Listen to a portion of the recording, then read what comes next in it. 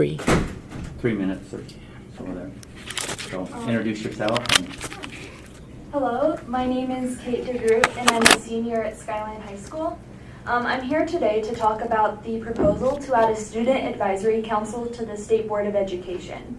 So this all started last March. I was inspired by many of my friends who are part of their own state school board student councils, and I set out in search for what was available for me in Utah. After all, I'm very passionate about government and education, and I like to participate as much as I can, such as in my position as the youth mayor of West Valley City. When I realized that such a council didn't exist, I brought up the idea to my board rep, Ms. Hansen, and we have been working on this proposal along with others here at the State Department of Education ever since. So student representation is vital. We are impacted every day by the actions of the school board, and an advisory council would give us a voice and allow the board to create policies that benefit everyone. Students have a unique perspective. After all, we're the ones who personally know what goes on in high schools around Utah, and we provide insight that not even educators or administrators have. We know what works, and we know what doesn't. We are the ones that witness school bullying and what type of teaching is the best. We can share experiences and opinions, which allows board members to better understand the influence and effects of their policies. In our democracy, it's important that those in positions of power understand the implications of every decision they take part in. And students provide an invaluable voice. There are only benefits from having our input. We are educated, aware of the issues, and excited to speak for the 650,000 students in Utah schools. Many states already have student representation and utilize the power of student voices. They understand that students are involved with making their schools and communities better places. I hope that Utah can follow in their footsteps to create an advisory council that will benefit everyone. Thank you for listening. Thank you. Next, we will hear from Heidi Matthews with the UEA.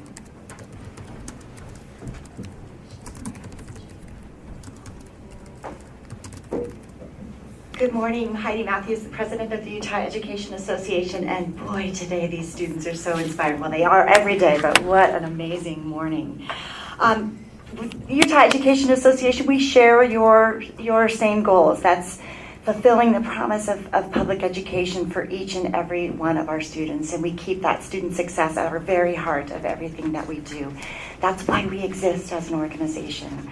The licensing decisions and rules set the level of competencies and indicate the integrity of the license and to be entrusted to teach our students in the state. So the license is really a bond of trust. It is not the intention of the Utah Education Association to block alternative pathways to licensure. In fact, some of the very best teachers that I know have entered the profession through non-traditional routes. It's not our intention to limit flexibility in hiring districts. It is our intention, though, to promote the integrity of our professional license and to raise very real concerns about consequences of some of the rules being put forth. And at the very core of it, we seek to address the root causes of the teacher shortage and not just look at the symptoms. A long-term plan is essential, but in the meantime, of course, we need to provide to prove that our alternatively prepared teachers have the competencies and supports in order to adequately be prepared to enter a classroom and to have that enormous trust placed on them.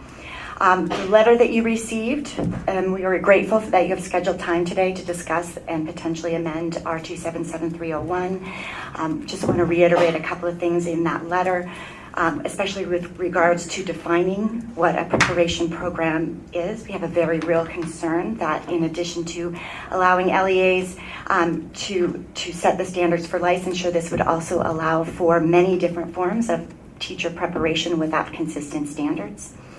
We would encourage you to retain the language of that LEA-specific licenses are only granted in circumstances where other routes of licensure are untenable or unreasonable. We'd like you to retain the minimum expectation that licensure in Utah must have a bachelor's degree or an appropriate skills certification in the field of study. And we request too that we continue our transparency of licensure that for all LEAs to publish the criteria for employing alternately prepared teachers. So again, to reiterate, we share the same goals. We want what's best for all of our students, and we really support a long-term strategic focus on how we can address the root cause of our teacher shortage and ensure all students have a teacher who is ready to go on the first day of school and not learning on the job. Thank you so much. Thank you. Next up is Barbara Smith.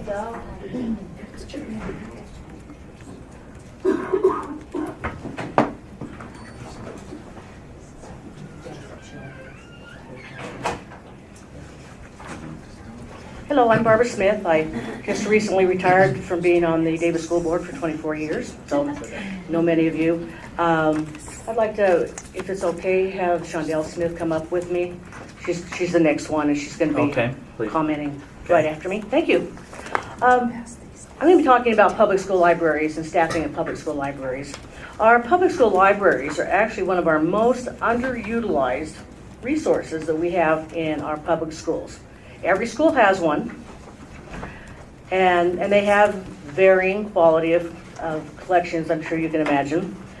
But students do have access to books and ebooks, but most of them are staffed by minimally trained but very well-meaning aides that check out books to the students, keep the books put away and available to the students. And you also have a K-12 library media curriculum that you approved, that is a curriculum that teaches reading engagement, it teaches information and media literacy, and some of the skills that are taught. The handout you were just given in the third paragraph, it talks about the fact that this curriculum covers things like critically analyzing how to find information and critically analyzing it and evaluating it and identifying its value. They also learn how to critically analyze media messages. We hear about the fake news. Well, they learn how to identify media messages. What is the sender trying to influence them to do, and what is the source of the information? And it also includes reading engagement and learning to value reading and to use reading to not only for self-improvement but also for academic success.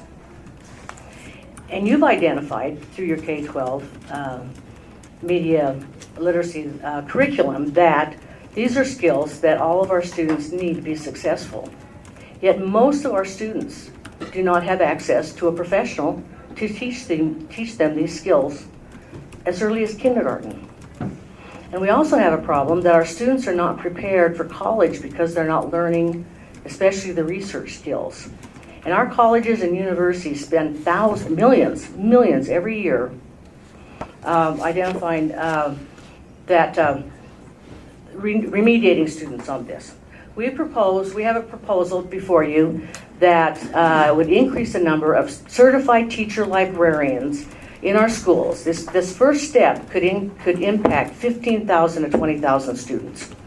We also, it includes training, it includes having a certified teacher librarian put in schools that don't have them with a match from the districts. And we just really believe that this is a strategy that has not been used by Utah, and when you look at the research, it really has merit.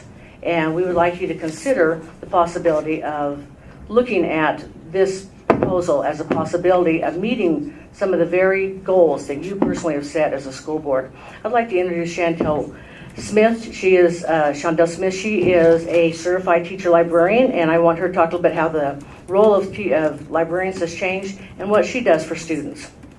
Okay, just one sec. Ms. Lorraine, you're going to reset your... Yeah. Okay. So we'll have Shondell Smith. Thank you. Okay, thank you for allowing me to be here today. My name is Shondell Smith, and I'm a teacher librarian from Weber School District.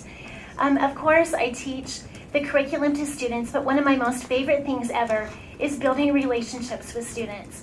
At my junior high school, I have over 1,000 students, and I pretty much know all of their names, at least for sure their first names.